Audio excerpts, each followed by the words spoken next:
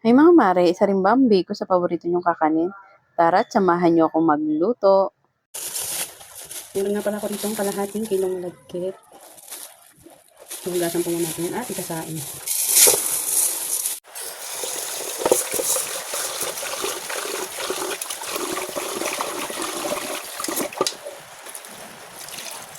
Bali dala ko hugas kung gagawin natin.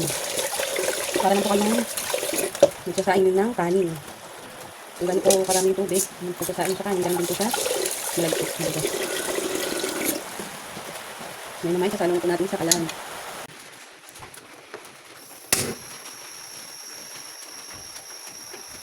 Kailangan lang po haluin yung ilalim para hindi matutong. Pero alam natin yung iba dyan, gusto nang maitutong at hinasawsaw nila ito sa latik. Ganun kasi yung ginagawa namin dati pag may naglulutong biko sa amin. Ngayon mga mare, magluluto na tayo ng latik. Ilagay lang ang gata sa kawali at pakukulan po natin yan. Ito na nga at kumukulo na ang ating gata mga mare. Ngayon ay ilalagay ko na ang panucha. Nasa 70 plus po yan, nabili ko sa palengke. Lulutuin lang po natin ang panucha hanggang sa mag-melt na at humalo na sa gata.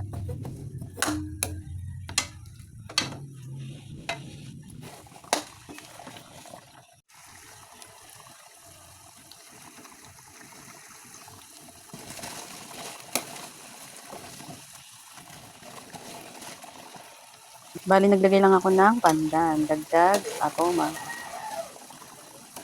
Kung meron kayong pandan, pero kung wala, ay pwede lang hindi ng mga mare. Maglagay din ng asin para mabalanse yung tamis ng ating latik. Pag ganyan ng mga mare, ay pwede nang tanggalin yung pandan. At pwede na natin ilagay yung niluto nating malagkit na bigas. Diyan lang po ay hindi po natin ilalagay muna lahat para po mahalo ng maigi yung latik sa malagkit.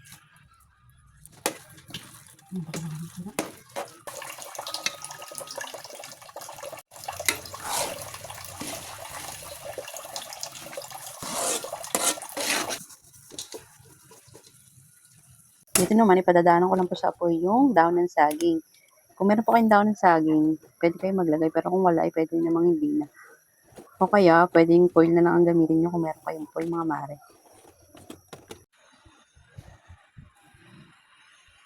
Dito natin lalagay dito kung biko. Lalagay lang tayo ng daon ng saging. Bali, pangalawang beses ko pa lang pala magluto ng biko mga mare.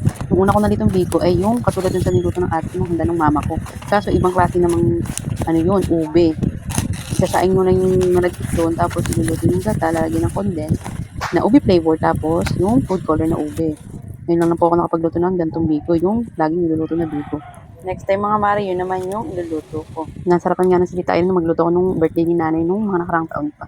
Sabi niya nga dati yun na lang niluto ko nung New Year. Kaso nakabili na ako ng ingredient ko pang bilo-bilo. Kaya sabi ko next time na.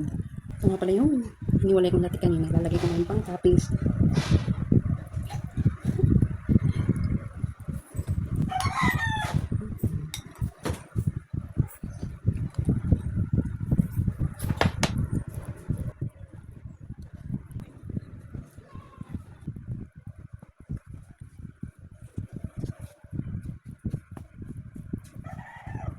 Yan mga mare, yun na po yung aking nilutong biko.